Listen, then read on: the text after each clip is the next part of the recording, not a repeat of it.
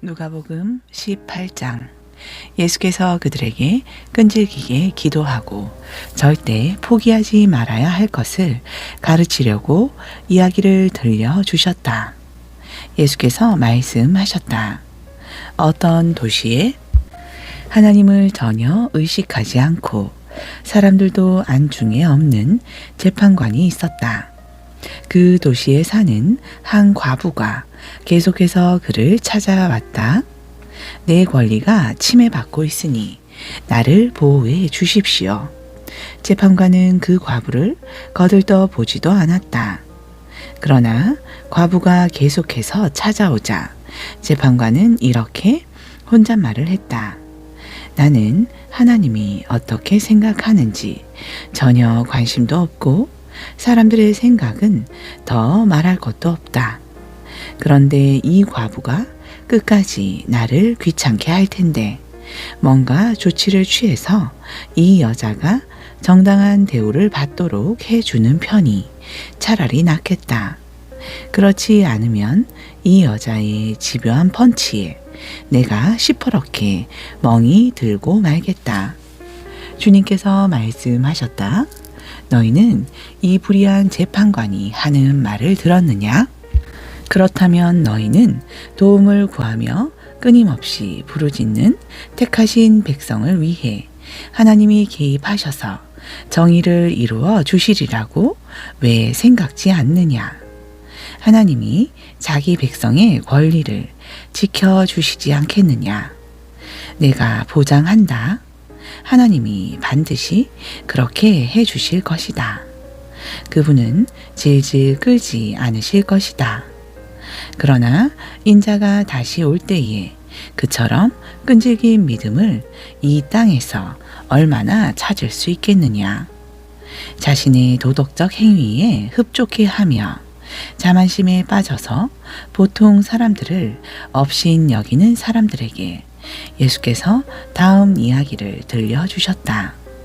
두 사람이 기도하러 성전에 올라갔다.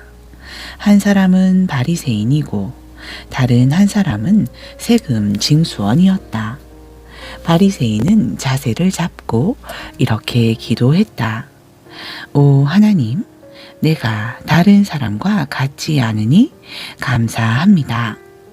강도나 사기꾼이나 간음하는 자나 행여 이 세금 징수원과도 같지 않으니 감사합니다.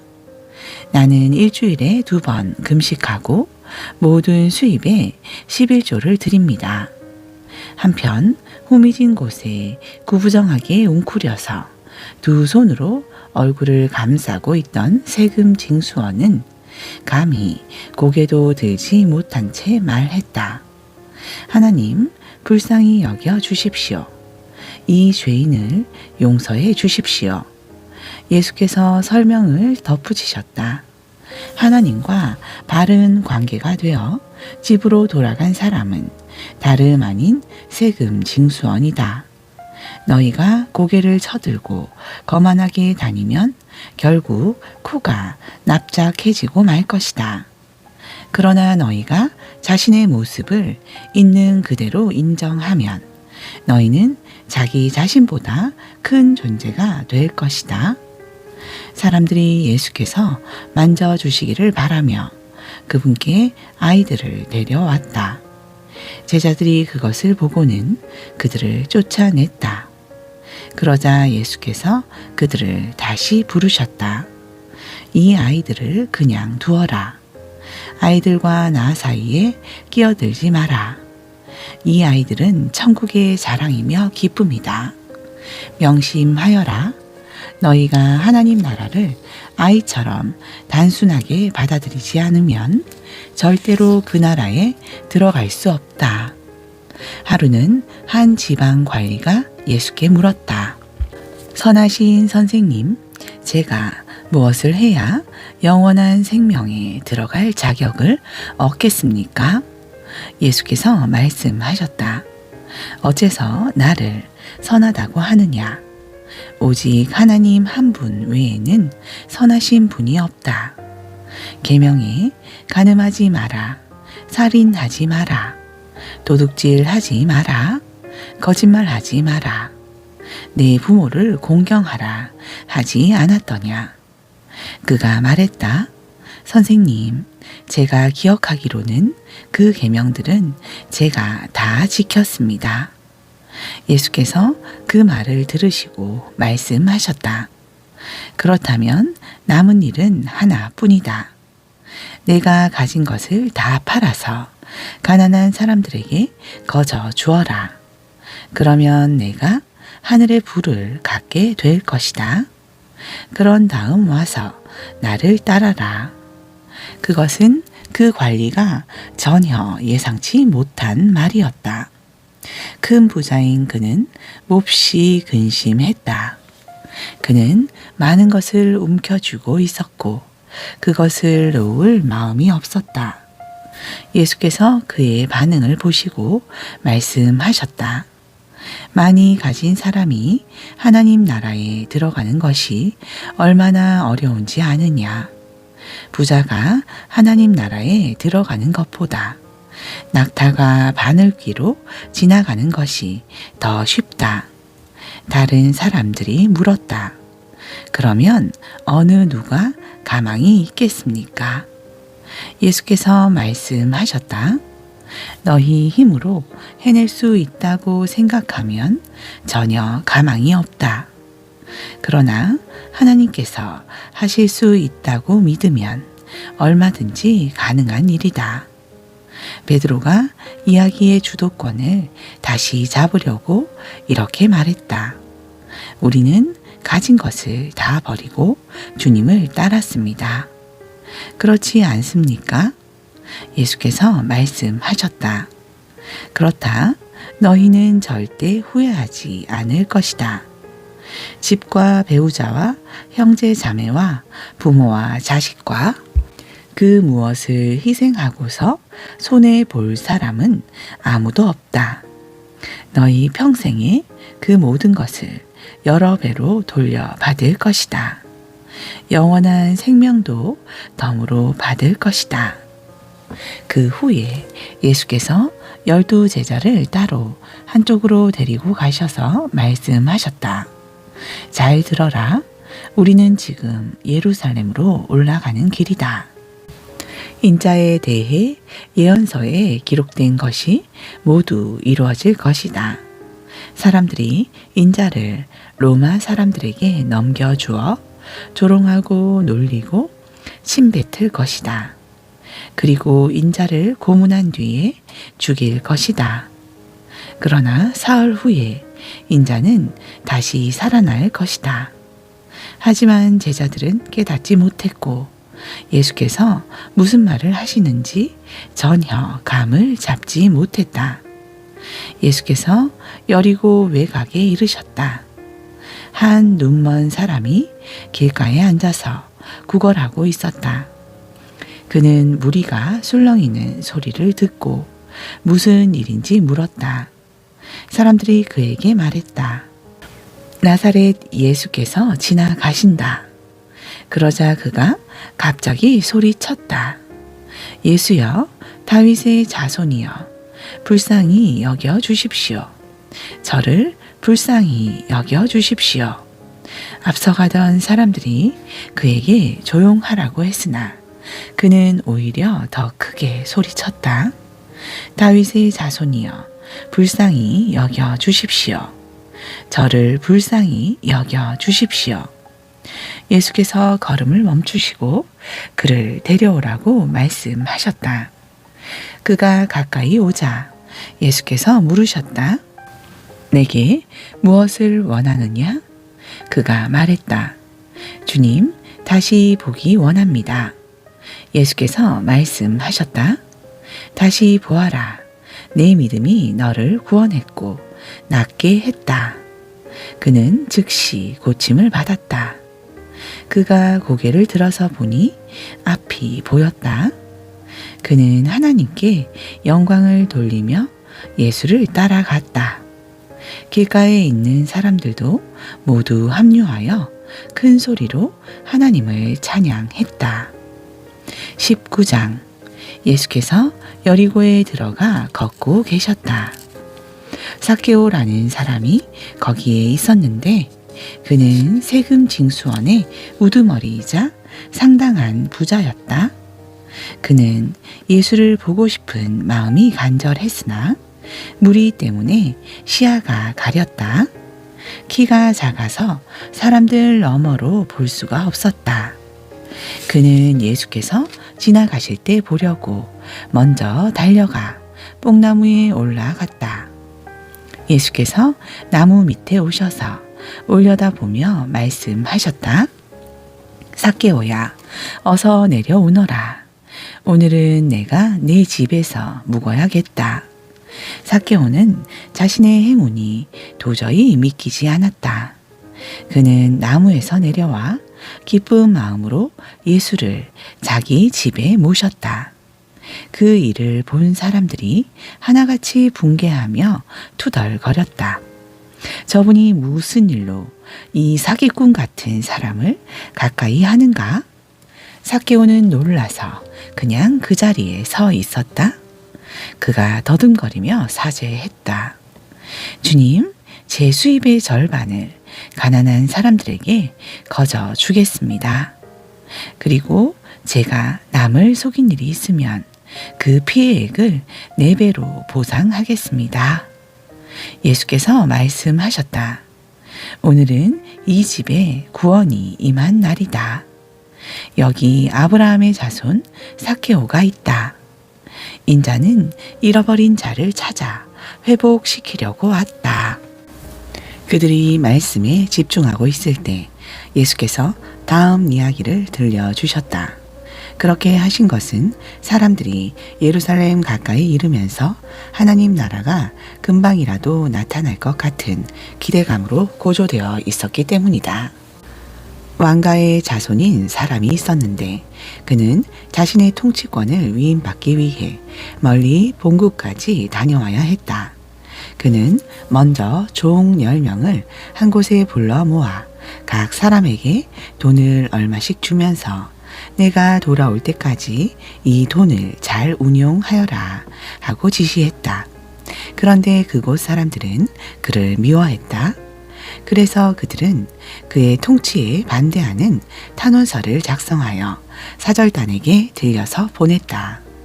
우리는 이 사람이 우리를 다스리는 것을 원치 않습니다. 통치권을 위임받고 돌아온 그는 돈을 맡겼던 종 10명을 불러 그들이 돈을 어떻게 운용했는지 알아보았다. 첫 번째 종이 말했다. 주인님, 주인님의 돈을 2배로 늘렸습니다. 그가 말했다. 착한 종아, 잘했다. 내가 이 작은 일을 믿음직스럽게 해냈으니 내가 너를 10성읍을 다스리는 자로 삼겠다. 두 번째 종이 말했다. 주인님, 주인님의 돈으로 절반의 수익을 남겼습니다. 그가 말했다. 내가 내게 5성읍을 맡기겠다. 다음 종이 말했다. 주인님, 여기 주인님의 돈을 안전하게 가져왔습니다. 저는 그 돈을 지하실에 숨겨 두었습니다. 솔직히 말씀드리면 저는 두려웠습니다.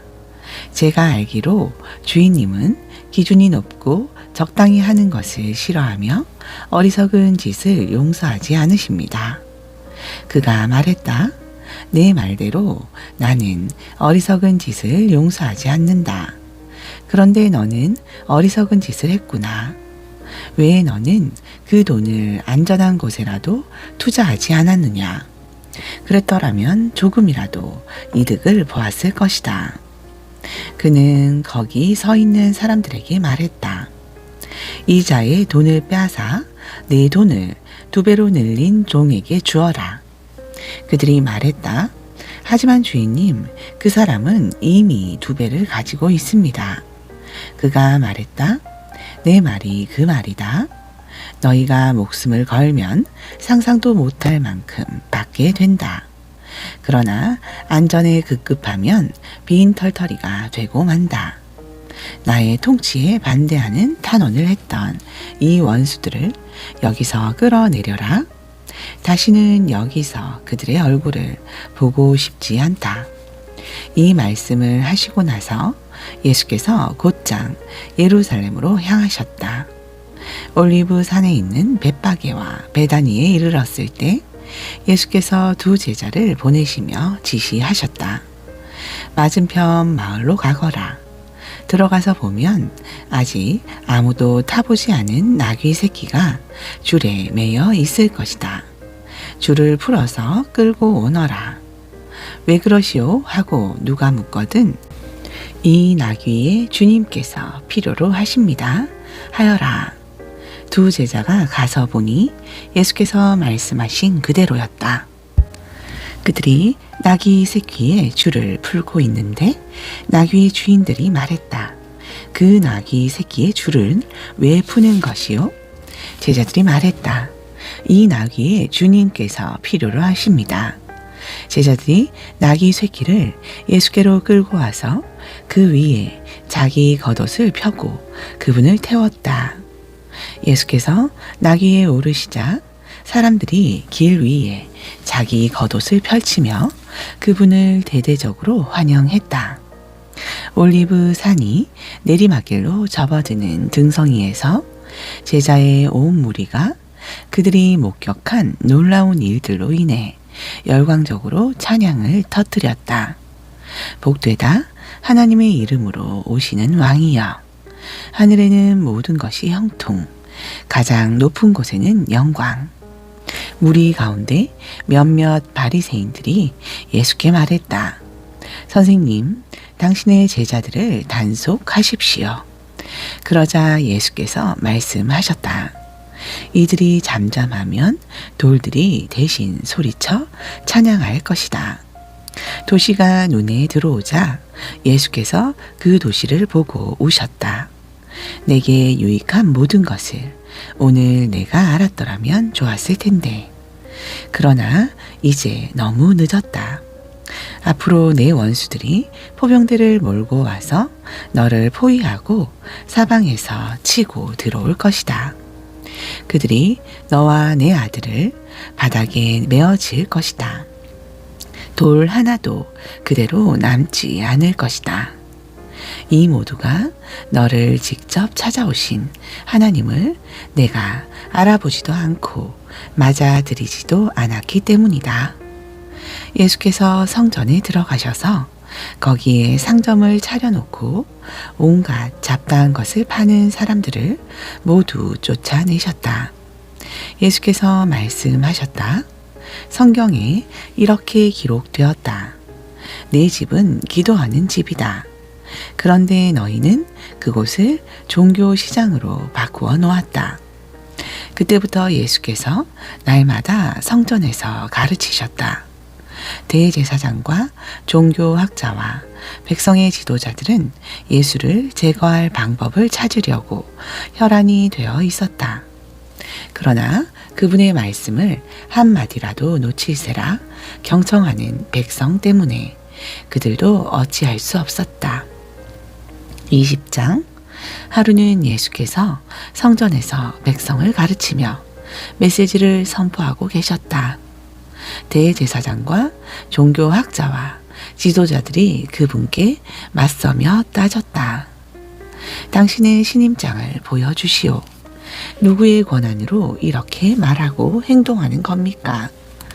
예수께서 대답하셨다. 먼저 한 가지 묻겠다. 요한의 세례에 관한 것인데 그것이 누구에게서 온 권한이냐? 하늘이냐 사람이냐? 그들은 자기들이 궁지에 몰린 것을 알아차리고는 뒤로 물러나와 모여서 수군거렸다. 하늘이라고 하면 왜 요한이 믿지 않았느냐고 물을 것이고, 사람이라고 하면 요한을 하나님의 예언자로 굳게 믿고 있는 백성이 우리를 갈기갈기 찢어 놓을 것이다. 그들은 이번은 예수께 양보하기로 하고 자신들은 모른다고 말했다. 예수께서 말씀하셨다. 그렇다면 나도 너희의 물음에 대답하지 않겠다. 예수께서 백성에게 또 다른 이야기를 들려주셨다. 어떤 사람이 포도원을 세우고 그 포도원을 소작농들에게 맡기고 먼 길을 떠났다. 그는 오랜 시간 동안 떠나 있다가 때가 되자 수확하려고 소작농들에게 종을 한 사람 보냈다. 그러나 소작농들은 그 종을 마구 때려 빈손으로 돌려보냈다. 주인이 다시 한번 다른 종을 보내자 소작농들은 그 종도 멍이 들도록 때려 빈손으로 돌려보냈다. 주인이 세 번째로 종을 보내자 소작농들은 그 종을 머리부터 발끝까지 두들겨 패서 길거리에 내다 버렸다. 그러자 포도원 주인이 말했다. 이렇게 해야겠다. 내 사랑하는 아들을 보내자. 저들이 내 아들만큼은 존중하겠지. 그러나 아들이 오는 것을 본 소작농들은 재빨리 머리를 맞대고 의논했다. 지금이 기회다. 이 자는 상속자다. 그를 죽이고 우리가 재산을 다 차지하자. 그들은 그 아들을 죽여서 울타리 밖으로 내던졌다. 너희 생각에는 포도원 주인이 어떻게 할 것 같으냐? 맞다. 그가 와서 그들을 다 없애 버릴 것이다. 그리고 포도원 관리는 다른 사람들에게 맡길 것이다. 듣고 있던 사람들이 말했다. 아닙니다. 그렇게 하면 안 됩니다. 그러나 예수께서는 물러서지 않으셨다.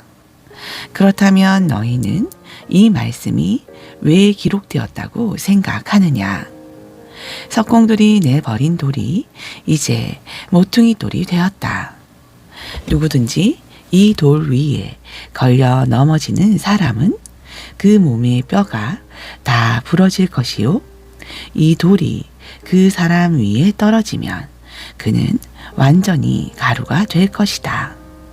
종교학자와 대제사장들은 당장 예수를 잡고 싶었으나 여론이 두려웠다. 그들은 그분의 이야기가 자기들을 두고 한 것임을 알았다. 예수를 잡을 기회를 노리던 그들은 정탐꾼들을 보내어 짐짓 정당한 질문을 던지는 사람인 양 행세하게 했다. 그들은 그분을 속여서 율법에 저촉될 만한 발언을 하게 만들 속셈이었다. 그래서 예수께 물었다. 선생님, 우리가 알기로 당신은 솔직하고 정직하게 가르치며 아무에게도 비위를 맞추지 않고 하나님의 도를 정확히 가르칩니다. 그러니 우리한테 말해 주십시오.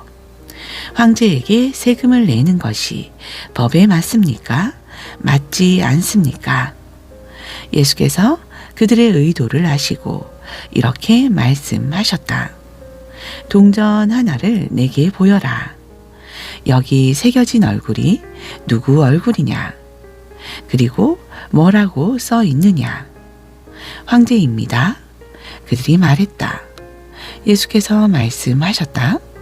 그렇다면 황제의 것은 황제에게 주고 하나님의 것은 하나님께 드려라. 아무리 애를 써보아도 그들은 예수께 죄를 뒤집어 씌울 만한 발언을 유도해 낼 수 없었다. 그분의 대답은 그들의 허를 찔렀고 그들의 말문을 막아버렸다. 부활의 가능성을 일절 부인하는 유대교 분파인 사두개파 사람 몇이 다가와서 물었다.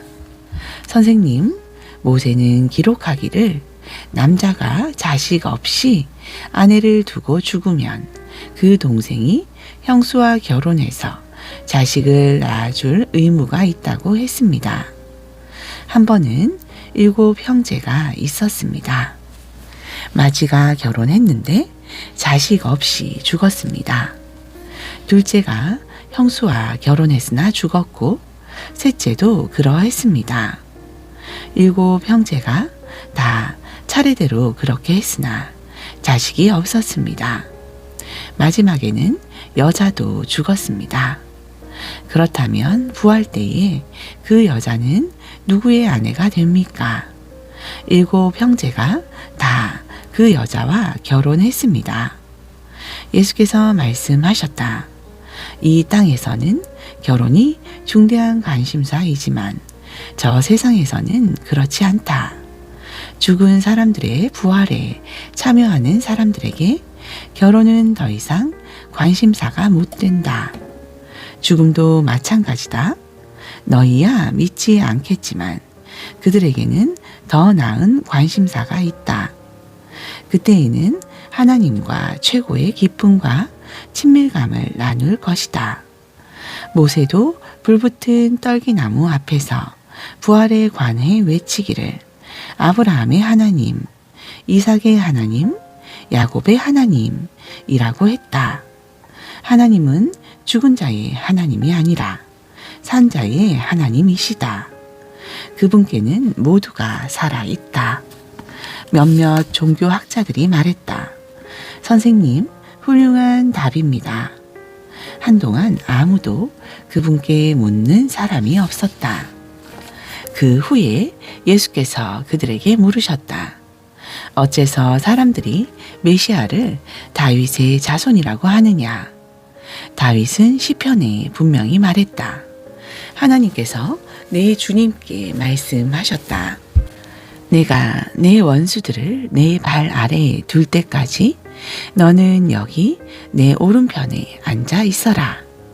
다윗이 여기서 메시아를 내 주님이라고 부르는데 메시아가 어떻게 다윗의 자손이 될 수 있느냐?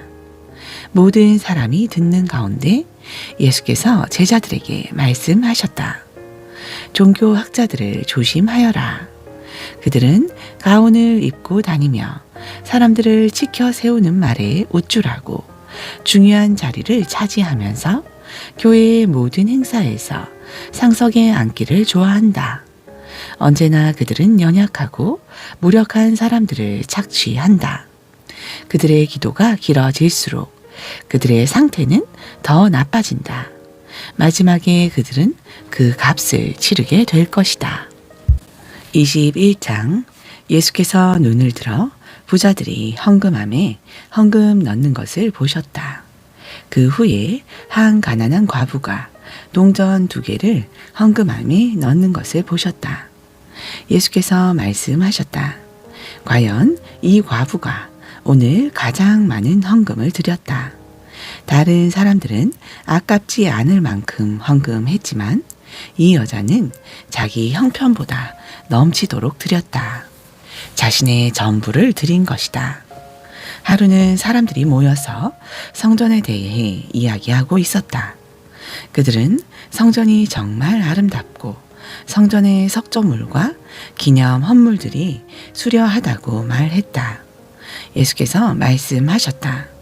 너희가 그토록 감탄하는 이 모든 것, 이 성전의 돌 하나하나가 결국 잔해의 더미가 되고 말 것이다. 그들이 예수께 물었다. 선생님, 그런 일이 언제 일어나겠습니까? 그런 일이 일어나려고 할 때 우리에게 어떤 징조가 있겠습니까? 예수께서 말씀하셨다.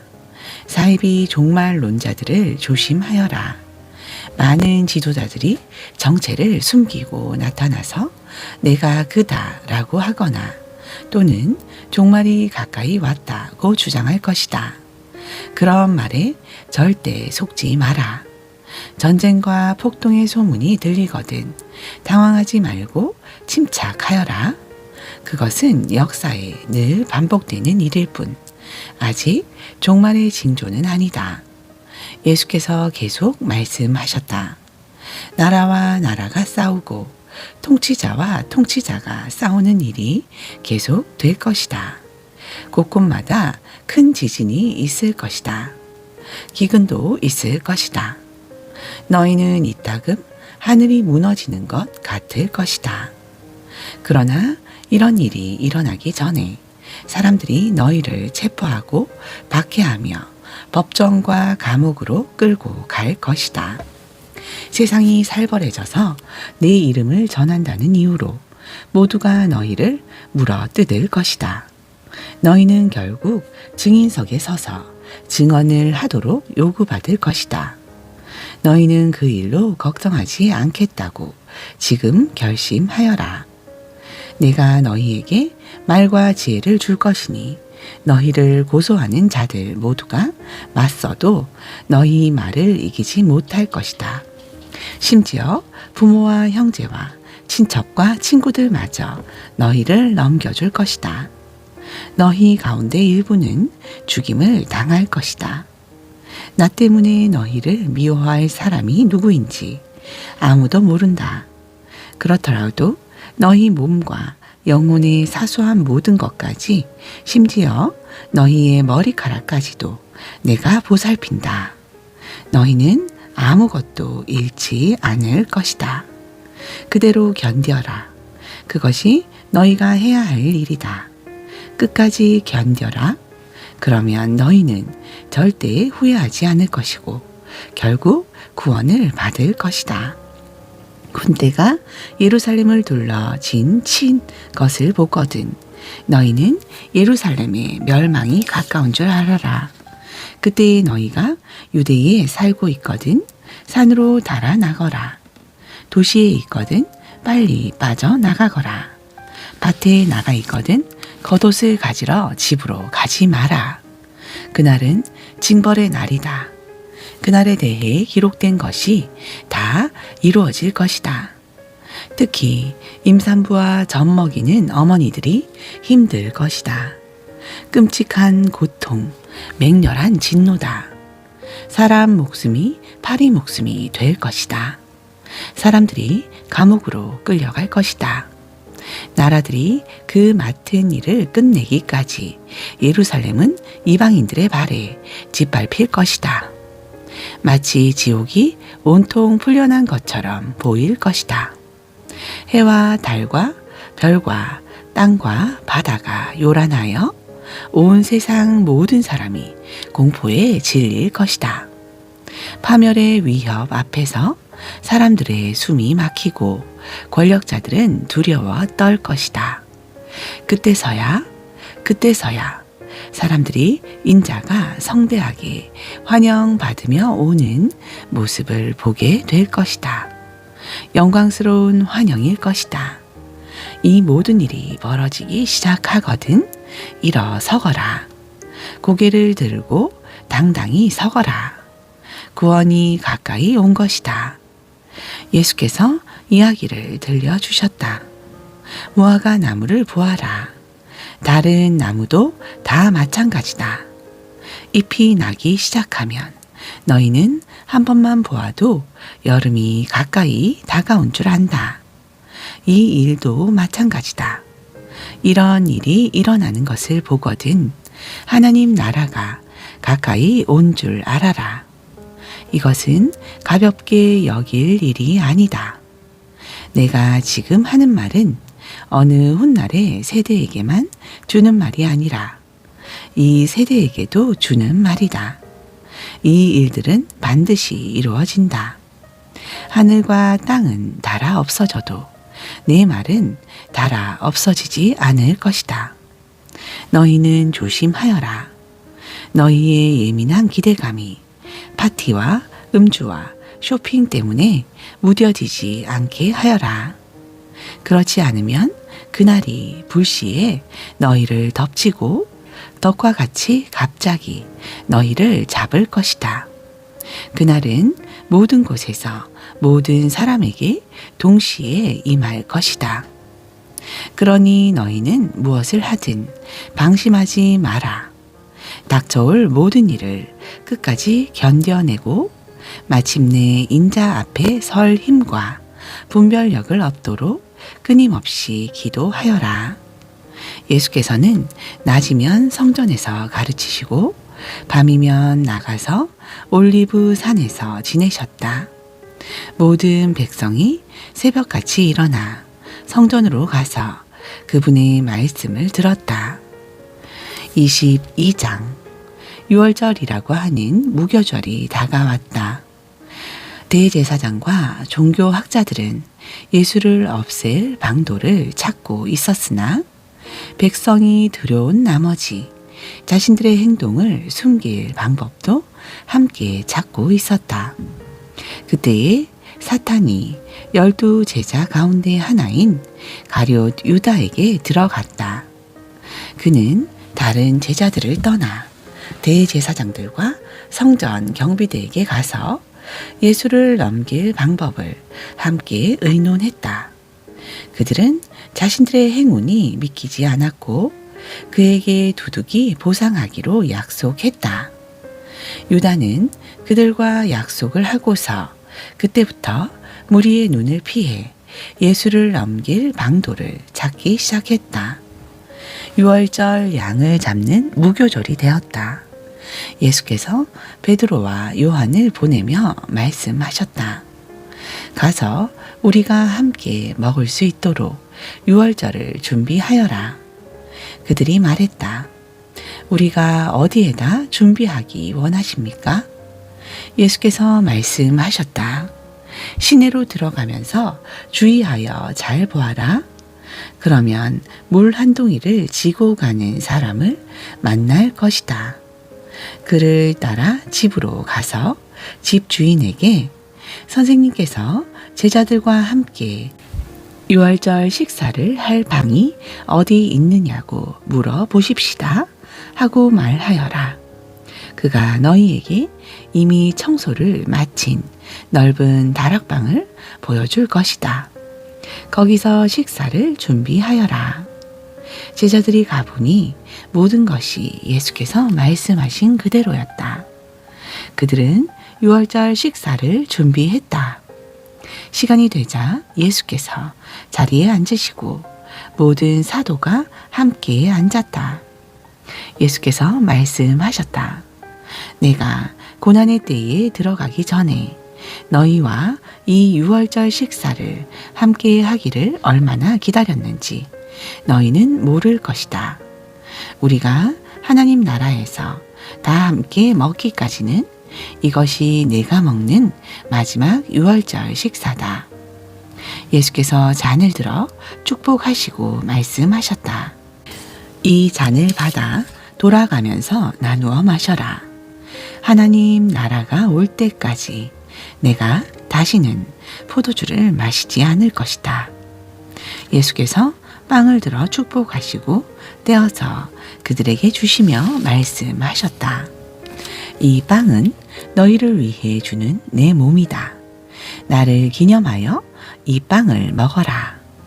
저녁 식사 후에 예수께서 잔을 가지고 똑같이 하시며 말씀하셨다.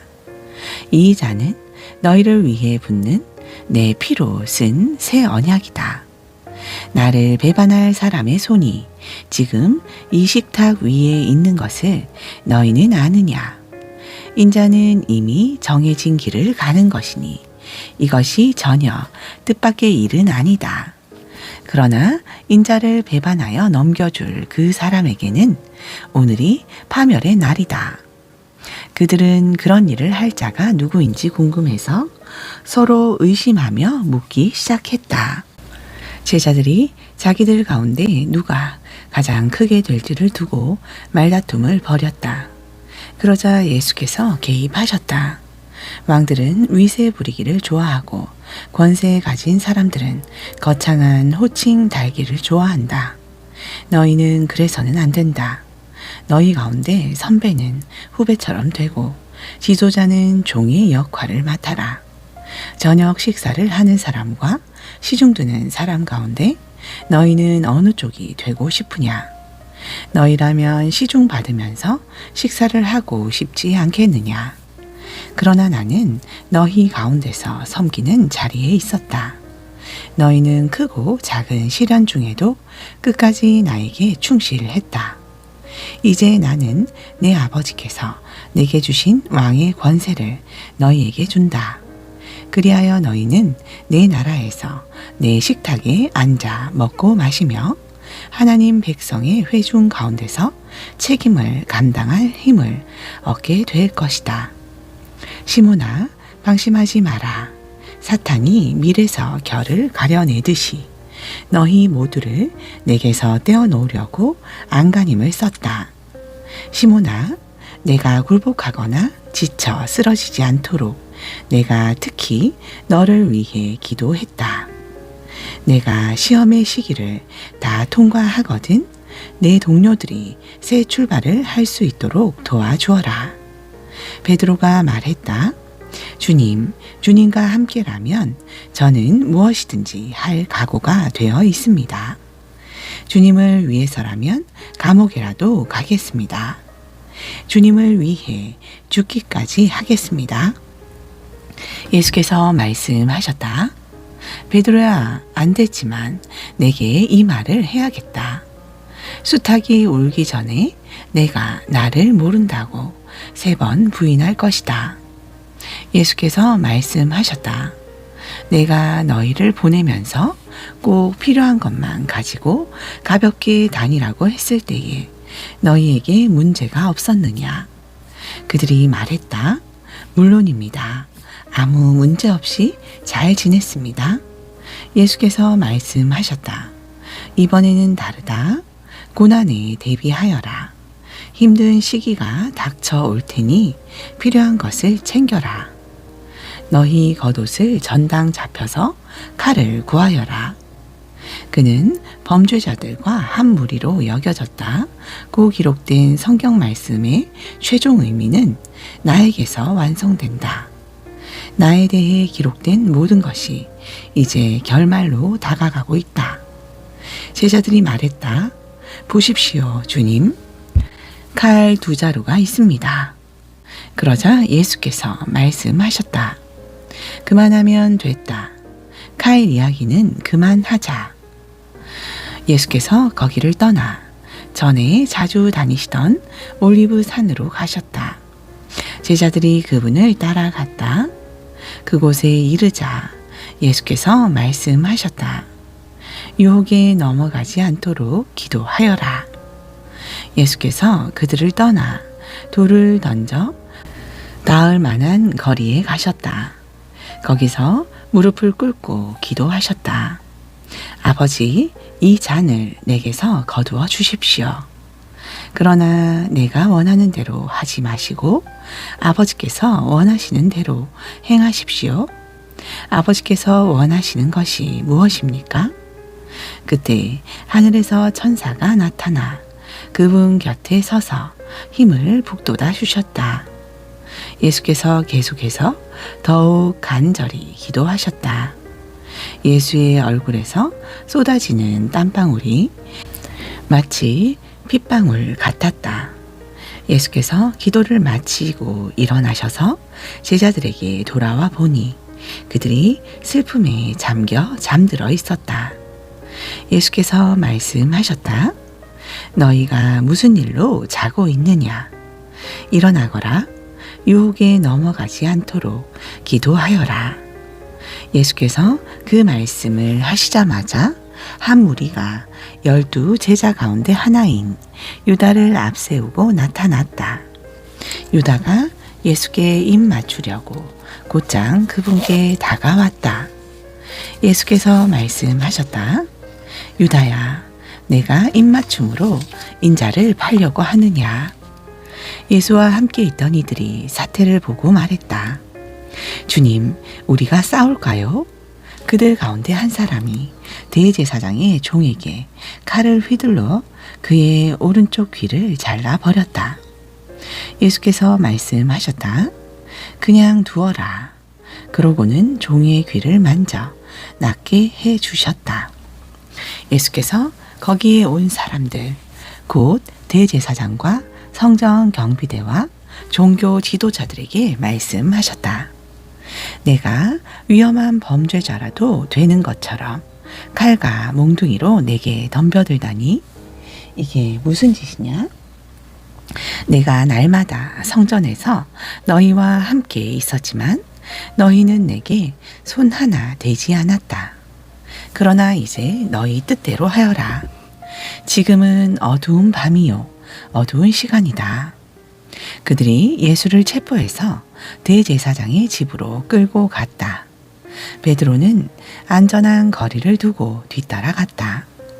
사람들이 안뜰 한가운데서 불을 피우고 둘러앉아 불을 쬐고 있었다. 불가에 앉아있던 여종 하나가 베드로를 알아보았다. 그리고 다시 유심히 보더니 말했다. 이 사람도 저자와 함께 있었어요. 베드로가 부인했다. 여자여, 나는 그를 알지도 못하오. 조금 있다가 다른 사람이 베드로를 알아보고 말했다. 너도 저들과 한패다. 그러나 베드로는 잡아댔다. 이 사람아, 나는 아니라고. 1시간쯤 후에 또 다른 사람이 아주 단호하게 말했다. 이 사람은 저자와 함께 있었던 것이 틀림없소. 갈릴리 사람이라는 표시가 이 사람의 온몸에 새겨져 있소. 베드로가 말했다. 이보시오. 나는 당신이 무슨 말을 하는지 모르겠소. 바로 그때 베드로가 마지막 말을 끝마치기 전에 수탉이 울었다. 그때에 주님께서 고개를 돌려 베드로를 바라보셨다. 베드로는 수탉이 울기 전에 내가 나를 3번 부인할 것이다 라고 하신 주님의 말씀이 생각났다. 그는 밖으로 나가서 하염없이 흐느껴 울고 또 울었다. 예수를 맡은 자들이 그분을 마구 때리며 조롱하기 시작했다. 그들은 예수께 눈가리개를 씌우고 놀렸다. 이번에 너를 친 사람이 누구냐? 그들은 그분을 가지고 신나게 놀았다. 아침이 되자 백성의 종교 지도자와 대제사장과 종교학자들이 다 모여서 예수를 최고의회 앞으로 끌고 갔다. 그들이 말했다. 내가 메시아냐? 예수께서 대답하셨다. 내가 그렇다고 해도 너희는 나를 믿지 않을 것이다. 내가 너희 질문이 무슨 뜻이냐고 물어도 너희는 대답하지 않을 것이다. 내가 할 말은 이것이다. 이제 후로는 인자가 하나님의 오른편 권능의 자리에 앉게 될 것이다. 그들이 일제히 말했다. 그러면 내가 하나님의 아들이라고 한 주장을 스스로 인정하는 것이냐? 그 말을 계속하는 사람은 너희다. 예수께서 말씀하셨다. 그러자 그들이 마음을 정했다. 우리에게 무슨 증거가 더 필요하겠소? 우리가 들은 것처럼 이 자는 자기 입으로 하나님의 아들이라고 말한 것이나 다름없소. 23장. 그 후에 그들 모두가 예수를 빌라도에게 끌고 가서 고발하기 시작했다. 그들은 말했다. 우리가 보니 이 사람은 우리의 법과 제서를 허물고 황제께 세금 바치는 것을 방해하고 스스로 메시아 왕이라고 말했습니다. 빌라도가 예수께 물었다. 내가 유대인의 왕이라는 이 말이 사실이냐? 예수께서 대답하셨다. 그것은 내 말이 아니라 내 말이다. 빌라도는 대제사장들과 함께한 무리에게 말했다. 나는 아무 잘못도 못 찾겠소. 내가 보기에 이 자는 죄가 없는 인물 같소. 그러나 그들은 맹렬했다. 그 사람은 갈릴리에서부터 시작해서 이제는 온 유대 곳곳에서 평화를 어지럽히고 자신의 가르침으로 백성 가운데 불안을 조장하고 있습니다. 그는 평화를 위협하는 인물입니다. 빌라도가 그 말을 듣고 물었다. 그러니까 이 사람이 갈릴리 사람이란 말이오? 빌라도는 예수가 본래 헤롯의 관할이라는 것을 알고는 헤롯에게 책임을 떠넘겼다. 마침 헤롯은 며칠간 예루살렘에 와 있었다. 헤롯은 예수가 나타나자 기뻐했다. 그는 오래 전부터 예수를 보고 싶어 했고 그분에 대한 이야기를 귀가 닳도록 들어왔다.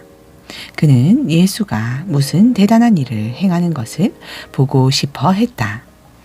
헤롯은 예수께 질문을 퍼부었으나 예수께서는 대답이 없으셨다. 한마디도 하지 않으셨다. 그러나 대제사장과 종교학자들은 곁에 서서 저마다 한마디씩 신랄하고 격한 소리로 그분을 고발했다. 헤롯은 크게 기분이 상해 예수를 자극했다. 헤롯의 병사들도 합세해서 조롱하고 비아냥 걸었다. 그러고는 공들여 만든 왕의 복장을 그분께 입혀서 빌라도에게 돌려보냈다. 전에는 생전 가까이 하지 않던 헤롯과 빌라도가 그날은 둘도 없는 사이가 되었다. 빌라도가 대제사장과 통치자와 다른 사람들을 불러들여 놓고 말했다. 여러분은 이 사람이 평화를 어지럽힌다고 해서 나에게 데려왔소. 내가 여러분 모두가 보는 앞에서 그를 신문해 보았으나 여러분의 고발을 뒷받침할 만한 것을 하나도 찾지 못했소. 헤롯 왕도 혐의를 찾지 못해 이렇게 무혐의로 돌려보냈소. 이 사람은 죽을 만한 일은 고사하고 아무 잘못도 없는 것이 분명하오. 그러니 조심하라고 경고해서 이 사람을 풀어주겠소. 그러자 무리가 격해졌다. 그 자를 죽이시오. 우리에게 바라바를 주시오. 바라바는 그 도시에서 폭동을 일으키고 살인을 저지른 죄로 감옥에 갇혀 있었다. 그럼에도 빌라도는 예수를 놓아주고 싶어서 다시 분명히 말했다. 그러나 그들은 계속 소리쳤다. 십자가에 못 박으시오. 그 자를 십자가에 못 박으시오. 빌라도가 세 번째로 나섰다. 그러나 무슨 죄목 때문이요? 나는 이 사람한테서 죽일 만한 죄를 찾지 못했소. 조심하라고 경고해서 이 사람을 풀어주겠소. 그러나 무리는 고함을 치면서 예수를 십자가에 못 박으라고 막무가내로 우겼다. 결국 그들의 고함 소리가 빌라도의 말문을 막았다. 빌라도는 잠자코 그들의 뜻을 들어주었다. 그는 폭동과 살인죄로 감옥에 갇혀 있던 사람을 풀어주고 예수를 그들에게 넘겨주어 그들이 원하는 대로 하게 했다. 그들이 예수를 끌고 가다가 마침 시골에서 올라오던 구레네 사람 시몬에게 십자가를 지워 예수의 뒤를 따르게 했다. 큰 무리가 뒤를 따랐고 여자들도 함께 따라가면서 슬피 울었다. 예수께서 여자들을 돌아보며 말씀하셨다. 예루살렘의 딸들아, 나를 위해 울지 마라. 너희와 너희 자녀들을 위해 울어라. 사람들이 이렇게 말할 날이 올 것이다. 임신하지 못하는 여자는 복되다. 아이를 낳아보지 못한 태는 복되다. 젖을 먹인 적 없는 가슴은 복되다.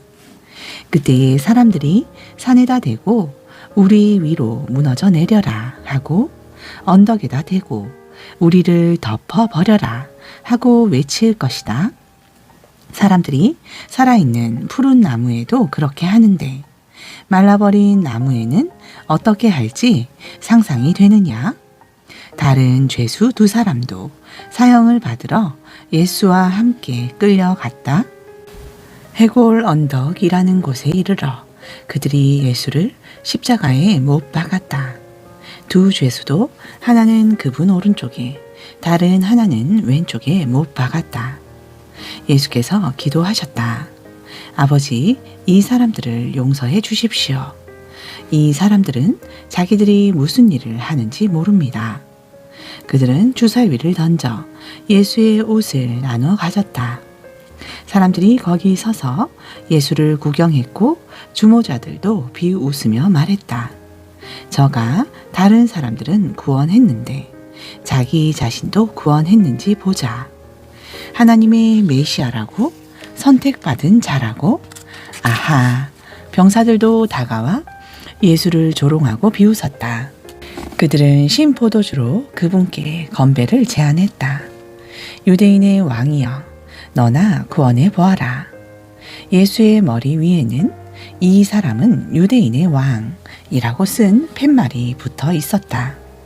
함께 달린 죄수 가운데 한 사람도 그분을 저주했다. 너는 대단한 메시아가 아니냐. 너를 구원해 보아라. 우리를 구원해 보라고. 그러나 다른 죄수가 그의 말을 막았다. 너는 하나님이 두렵지도 않느냐. 이분은 너와 똑같은 일을 당하고 있다. 우리야 처벌받는 것이 마땅하지만 이분은 그렇지 않다. 이분은 이런 처벌을 받을 만한 일을 하신 적이 없다. 그러고 나서 그가 말했다. 예수님, 당신의 나라에 들어가실 때에 저를 기억해 주십시오. 예수께서 말씀하셨다. 걱정하지 마라. 내가 그렇게 하겠다. 오늘 내가 나와 함께 낙원에 있을 것이다. 어느덧 정오가 되었다.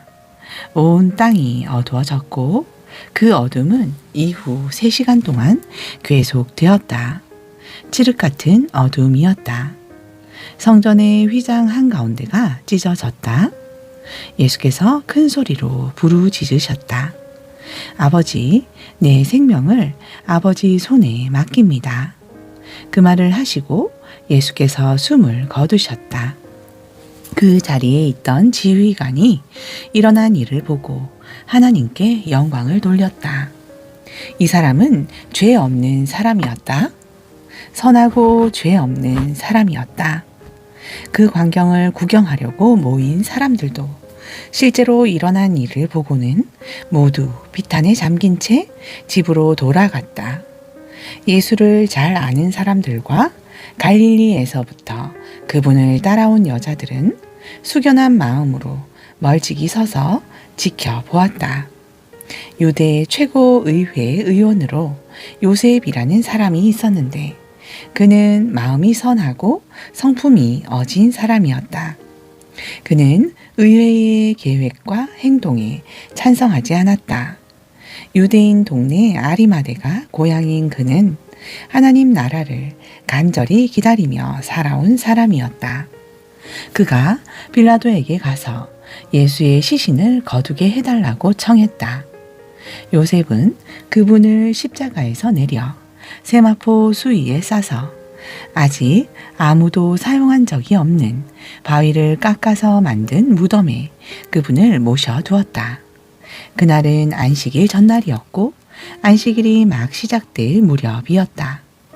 갈릴리에서부터 예수를 늘 따라다닌 여자들이 뒤따라가서 예수의 시신을 모셔둔 무덤을 보았다.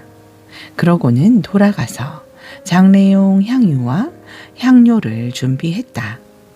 그들은 계명대로 안식일에 조용히 쉬었다. 24장. 일요일 새벽에 여자들은 미리 준비해 두었던 장례용 향료를 가지고 무덤으로 갔다. 그들은 무덤 입구를 막은 돌이 옮겨져 있는 것을 발견하고 안으로 들어갔다. 그런데 안에 들어가 보니 주 예수의 시신이 보이지 않았다. 그들은 어찌된 영문인지 몰라 당황했다. 그때 온몸에 광채가 나는 2사람이 갑자기 나타나 그들 곁에 섰다. 여자들은 두려워서 엎드려 경배했다. 그들이 말했다. 어째서 너희는 살아계신 분을 무덤에서 찾고 있느냐? 그분은 여기 계시지 않고 다시 살아나셨다. 너희가 갈릴리에 있을 때에 그분께서 자기가 죄인들에게 넘겨져 십자가에서 죽임을 당하고 사흘 후에 살아나야 한다고 말씀하신 것을 기억하느냐? 그때서야 여자들은 예수의 말씀이 생각났다. 그들은 무덤에서 돌아와 이 모든 소식을 11 제자와 나머지 사람들에게 전했다. 막달라 마리아와 요한나와 야고보의 어머니 마리아와 함께 있던 다른 여자들이 사도들에게 계속 이야기했으나 사도들은 그들의 말을 한마디도 믿지 않았다. 그들은 여자들이 지어낸 말이라고 생각했다. 그러나 베드로는 벌떡 일어나 무덤으로 달려갔다. 그가 몸을 구부려 안을 들여다보니 보이는 것이라고는 수의가 전부였다. 그는 이상하게 여겨 고개를 저으며 돌아갔다.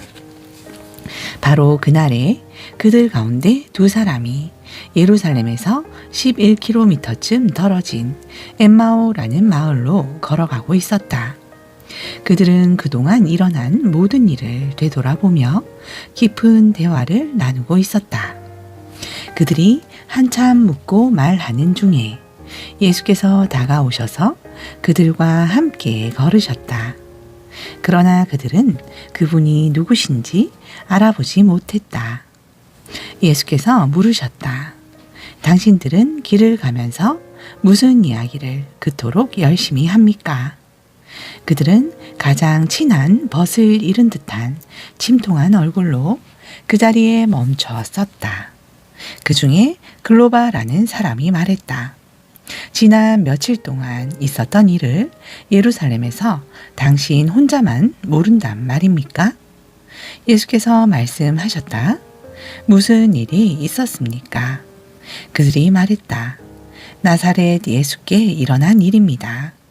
그분은 하시는 일과 말에 능력이 있고 하나님과 온 백성에게 축복받은 하나님의 사람이자 예언자셨지요. 그런데 대제사장과 지도자들이 그분을 넘겨주어서 사형 선고를 받게 하고 십자가에 못 박았습니다. 우리는 그분이야말로 이스라엘을 구원하실 분이라는 희망을 품고 있었습니다.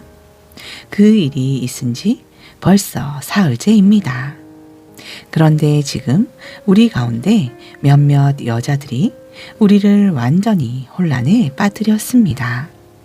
오늘 아침 일찍 그들이 무덤에 갔는데 그분의 시신을 찾을 수 없었다고 합니다. 그들이 돌아와서 하는 말이 자기들이 천사들의 환상을 보았는데 천사들이 예수께서 살아 계시다고 했다는 겁니다. 우리의 친구들 가운데 몇 사람이 무덤에 가서 확인해 보니 여자들 말대로 무덤이 비어 있었지만 예수를 보지는 못했습니다. 그러자 예수께서 말씀하셨다. 당신들은 머리가 둔하고 마음이 무딘 사람들이군요. 어째서 당신들은 예언자들이 말한 모든 것을 단순히 믿지 못합니까?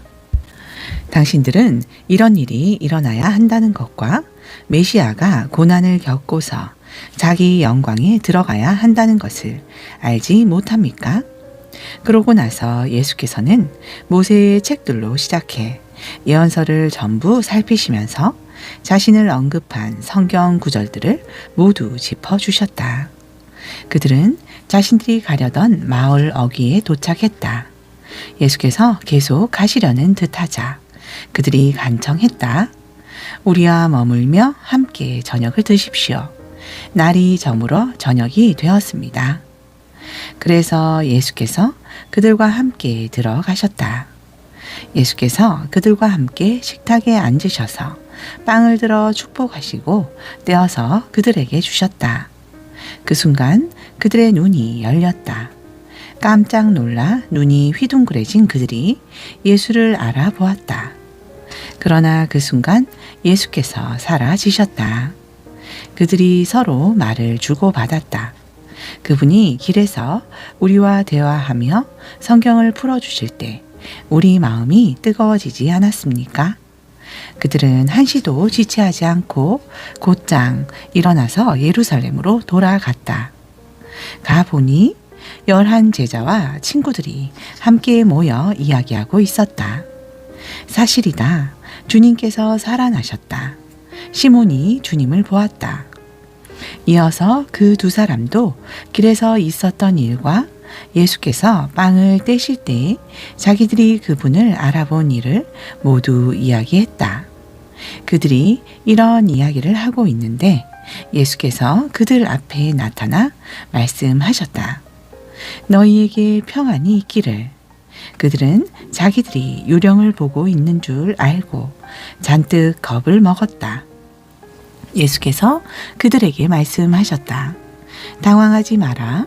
그리고 이 모든 의심에 휩쓸리지도 마라. 내 손을 보고 내 발을 보라. 유령은 이런 근육과 뼈가 없다. 이렇게 말씀하시며 그들에게 자신의 손과 발을 보여주셨다. 그들은 자기 눈으로 보면서도 여전히 믿을 수가 없었다. 너무 좋아서 믿기지 않았다. 예수께서 물으셨다. 여기에 먹을 것이 좀 있느냐? 그들은 요리해둔 생선 한 토막을 그분께 드렸다. 예수께서는 그것을 받아 그들이 보는 앞에서 드셨다. 예수께서 말씀하셨다. 내가 너희와 함께 있을 때에 나에 대해 기록한 모세의 율법과 예언서와 시편의 모든 것이 이루어져야 한다고 말했다. 예수께서는 계속해서 그들이 하나님의 말씀을 깨닫도록 이해력을 넓혀 주시고 성경을 어떻게 읽어야 하는지 설명해 주셨다. 그분께서 말씀하셨다. 너희가 아는 것처럼 이렇게 기록되어 있다. 메시아가 고난을 겪고 사흘째 되는 날에 죽은 자들 가운데서 살아나며 죄 용서를 통한 전적인 삶의 변화가 이곳 예루살렘에서부터 시작해 모든 민족에게까지 그분의 이름으로 선포될 것이다. 너희는 그것을 보고 들은 첫 증인들이다. 이제 이 다음부터가 매우 중요하다. 내 아버지께서 약속하신 것을 내가 너희에게 보내주겠다. 너희는 그분이 오셔서 위로부터 오는 능력을 입을 때까지 이 성에 머물러 있어라. 예수께서 그들을 데리고 성에서 나가 베다니로 가셨다. 예수께서 손을 들어 그들을 축복하시고 그들을 떠나 하늘로 들려 올라가셨다. 그들은 무릎을 꿇고 그분께 경배하고 터질 듯한 기쁨을 안고 예루살렘으로 돌아왔다. 그들은 하나님을 찬양하면서 모든 시간을 성전에서 보냈다. 아멘.